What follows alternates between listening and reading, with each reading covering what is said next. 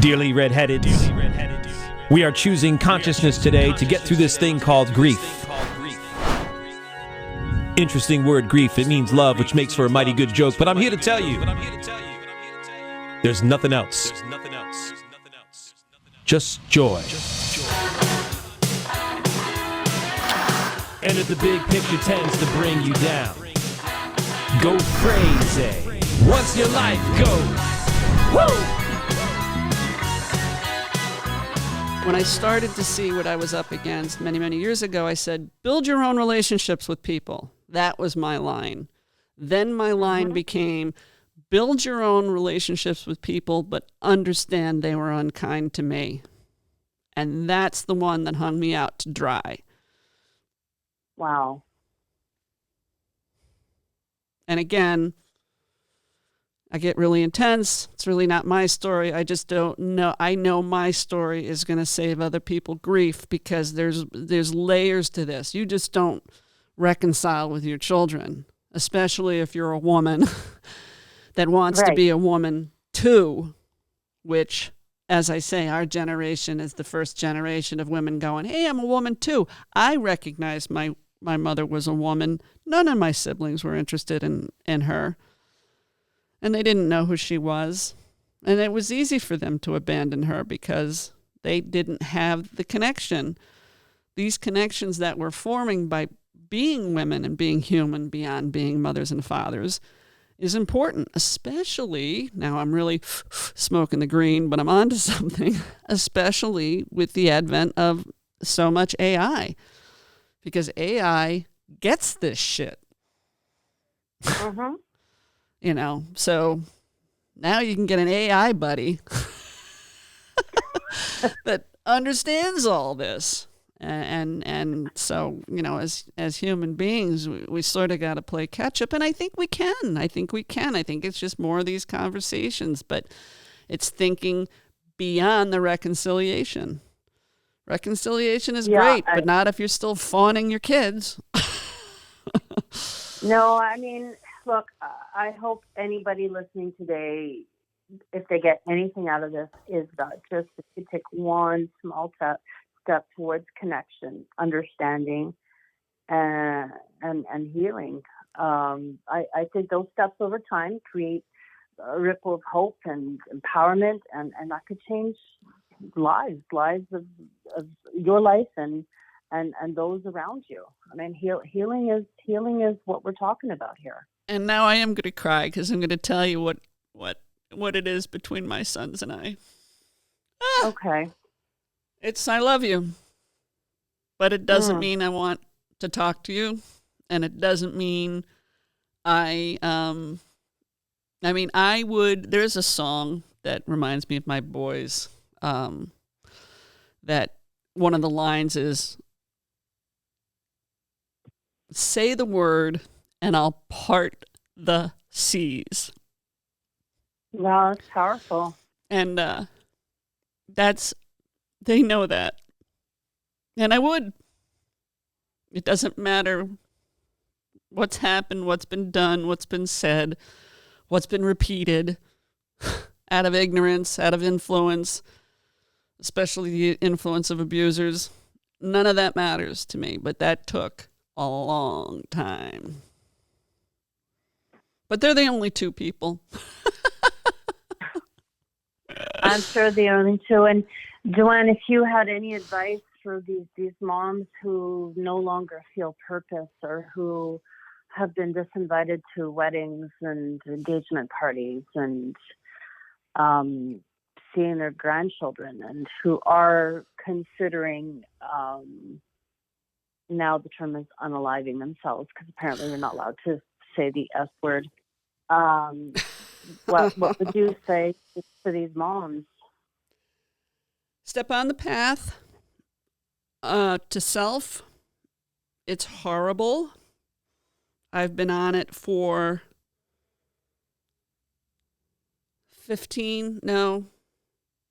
a good 10 years, recognizing that the fallout was going to be the fallout.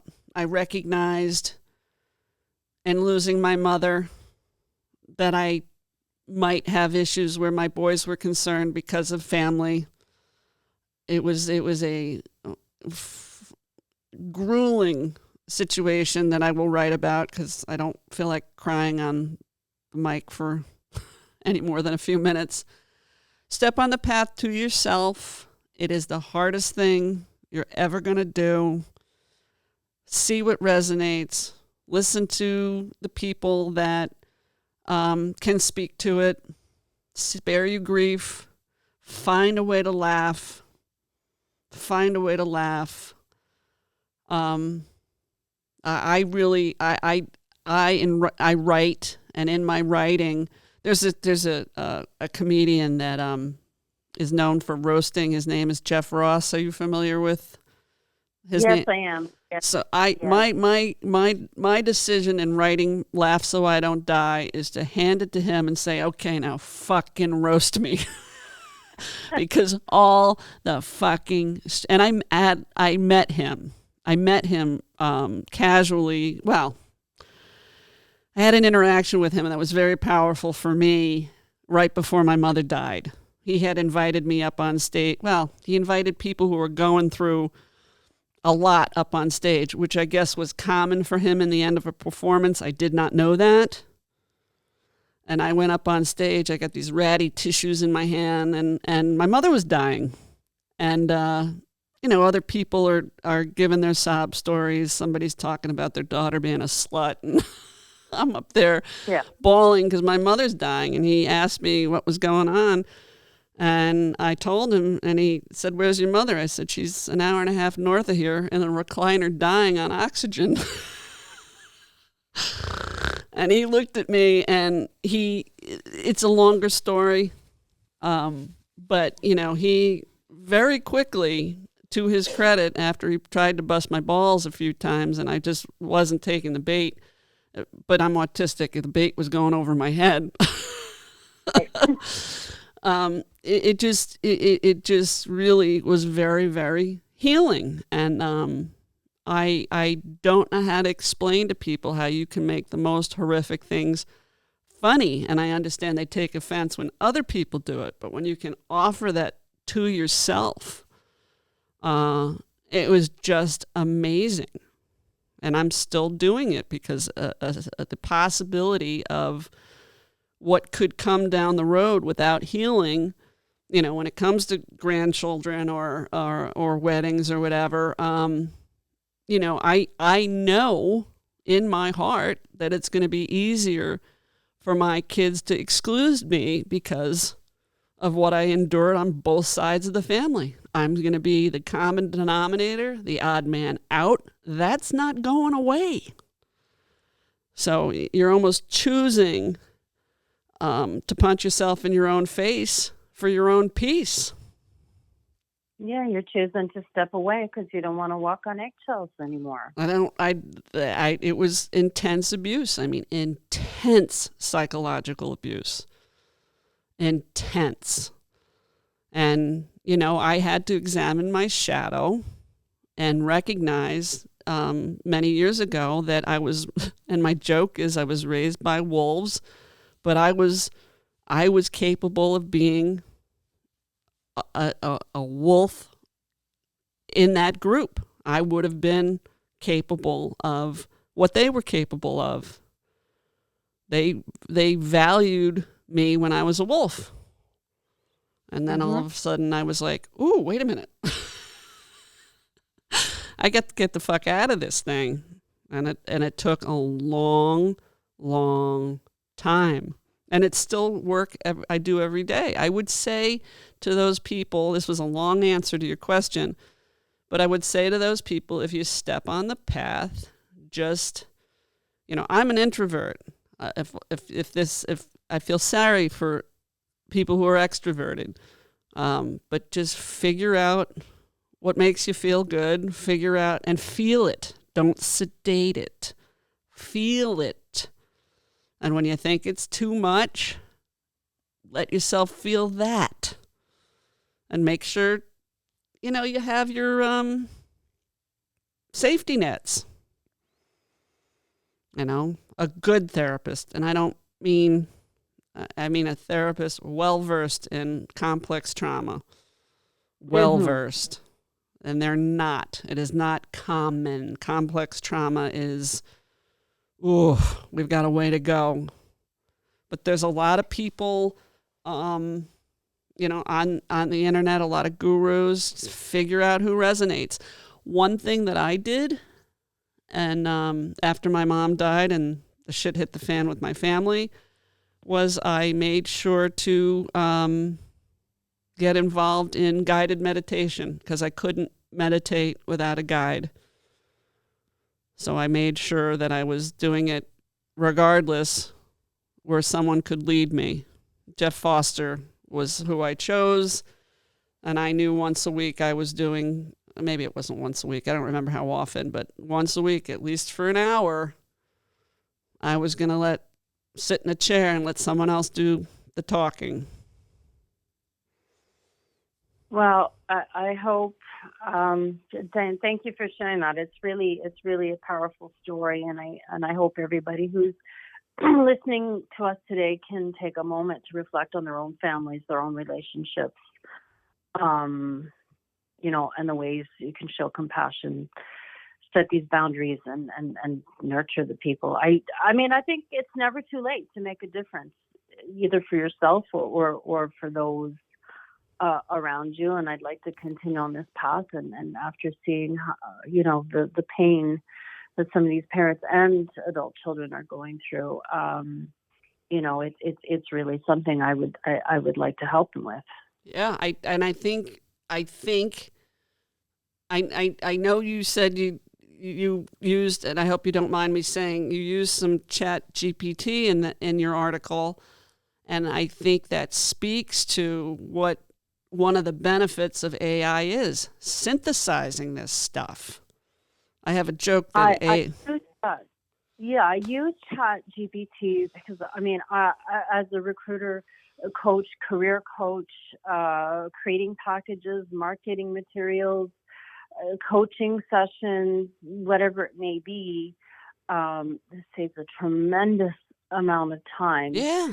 But you have to know how to use it properly. And I do have to say, even though I used ChatGPT, this is a real post that I saw, and it took 4 hours of editing because it just didn't sound right. It didn't sound like it was coming. I really wanted it to sound like it was coming from me. It took 4 hours, right? It wasn't just, chat, just make up a story and do this for me. It's, chat GPT, this is what I experienced. This is what I saw. This is what I need to get out. This is what I need people to understand. And this is the message I'm trying to get across. And believe it or not, I don't know if it's because I have ADD or I'm a perfectionist, but it took 4 hours of editing that blog post over and over and over again. I get it. And I get, because I have pubic hairs experience myself, but I get it. But I think the ability, I tease that AI is autistic because of our ability to synthesize. And I understand the thoughts and the complexity of the human element, but I think AI can save a lot of grief in a lot of ways when it comes to taking a lot of information and synthesizing it.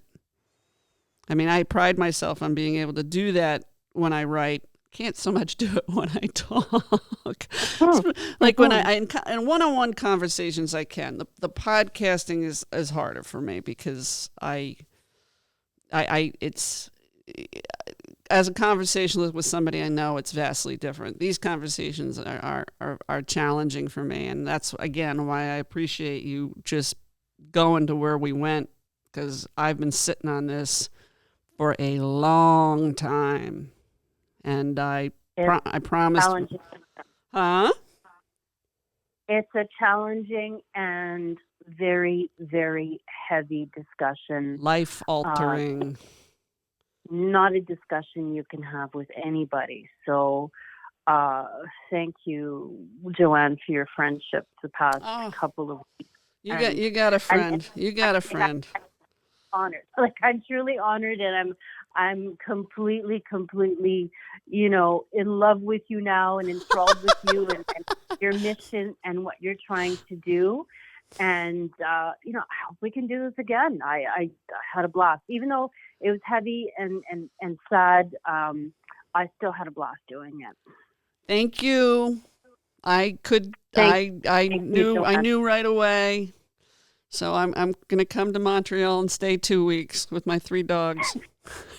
Oh, listen, well, I drive through Pennsylvania a lot. So my partner and I, we're snowbirds. So I don't know if you know what the weather's like here in Montreal in the wintertime, but it's absolutely horrific. And so we have a place down in Fort Lauderdale. Yeah. And so we stay 4, 6, 3 months, whatever it is we're allowed to stay. We come back and forth, but we have to drive back our vehicles. So Pennsylvania is right along the path, and we will be driving. Then we will meet. Back to Florida. Yeah, probably in November. So maybe we can even do something live. Oh, wow. Don't tease me. I haven't had anybody live yet because of the nature of the conversations I want to have and the location of people, but that would be fun. Something we can think about. Absolutely. More to come on this. This is just the tip of the iceberg. And we will laugh more. I always tell myself I should be laughing with people more, but we'll get there. We got to get to know one another. And well, laughter is a big part of healing, right? Huge. So this is why comedians do what they do. And I just want to end off by saying I've always wondered about some comedians and their traumas and how they're able to do it. And I do believe that comedians go up there and tell these stories in order to help heal themselves and to help others. There's no doubt.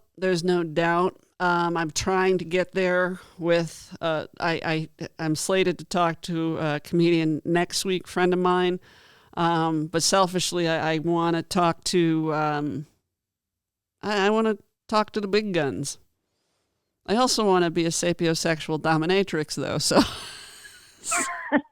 But when you think of some of our greatest comedians, and they've all had major childhood traumas and profound losses, mental health issues. I mean, one that comes to mind, Howie Mandel, OCD, can't touch a doorknob.